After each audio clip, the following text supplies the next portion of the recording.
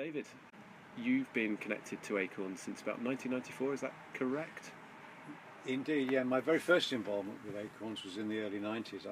At the time, I worked for Rover Finance, and Rover Finance was based in Solihull, and we adopted Acorns as our charity, and we supported Acorns for a number of years. At the time, I was running half marathons quite regularly, and I decided that I was going to personally, rather than just the corporate support we were getting from the organisation, that I'd run a half marathon for Acorns. I remember it quite well. It was the Stratford Half Marathon.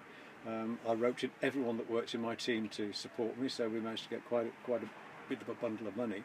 And my very first visit to Acorns was to these premises here at Selly where we are today, and presenting the cheque for my half marathon to the then Chief Executive, John Overton. And it was the first time I'd really got to know John and have a discussion with John about the work of Acorns, and the first time that I saw around the hospice and seeing what the actual work of the hospice and how it all functioned. And then what happened next?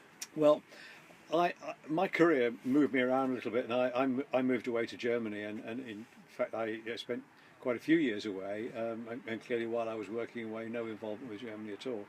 I managed to swing early retirement, going back to 2006, and moved back to the Midlands, and by coincidence I bumped into John Overton, who was still the Chief Executive at the time, and he said, "I haven't seen you for a while." I said, "No, you haven't seen me for a while, because I've been in Germany." We had lunch, and he introduced me to Bill Young, who was the then chairman, and they invited me to join the board, which is something I did in 2006. Right, wow. So you've been here, what's that? That's how many years is that? 2006? It's 12 years actually. 12 years. Yeah, 12 years as a trustee.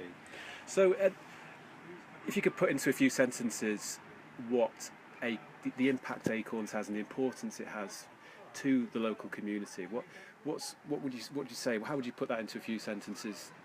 The work it does for families that need it.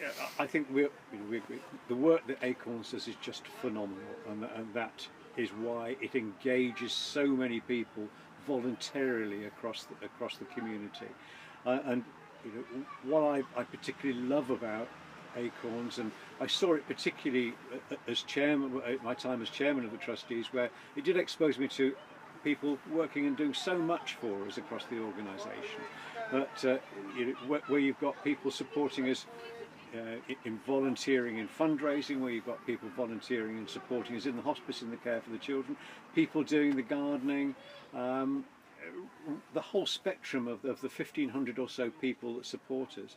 I think that, for me, tells the picture about Acorns, about people want to do things for us because they know that what we're doing for the children and the families is so terrific.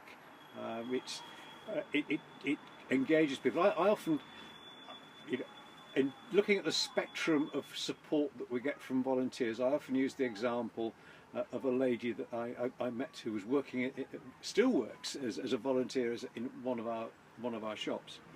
And this lady, whenever a jigsaw was brought in, and it says it's on the box 1,000-piece jigsaw, she counts the pieces in that jigsaw to make sure that the jigsaw that is sold actually has 1,000 pieces. And I use that as an example of how off the wall almost some of the things people can do to support us.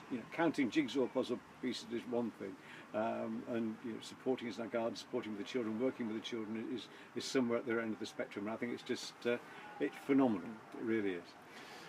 And is there, since the beginning of your involvement with Acorns, is there a particular moment or an event or a day that really stands out in your memory, or is it a particular fond memory that you have? In terms of, they've all been fond memories. I think everything that I've had to do, it's just for me, I deem my almost 7 years as chairman of this organisation as being a privilege. I had deemed it as a privilege to be allowed to be the chairman of it, and so loads of fond memories.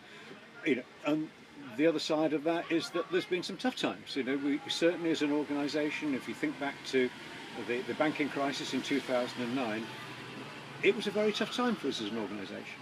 hugely tough time, and that they were the times of sleepless nights, wondering, what we were going to do, given that, our corporate support had fizzled away, and quite, it was understandable because the crisis was going on, and additionally, a lot of our people that were supporting us as regular donors were finding it tough and not able to support us in the way they wanted. So we had to really make some very tough decisions.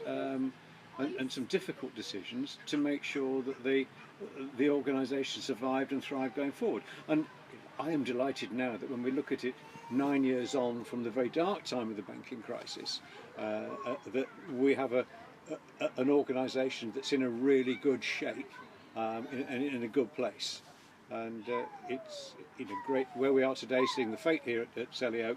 We just see the thriving community that we have, Acorns, and support for our children and families.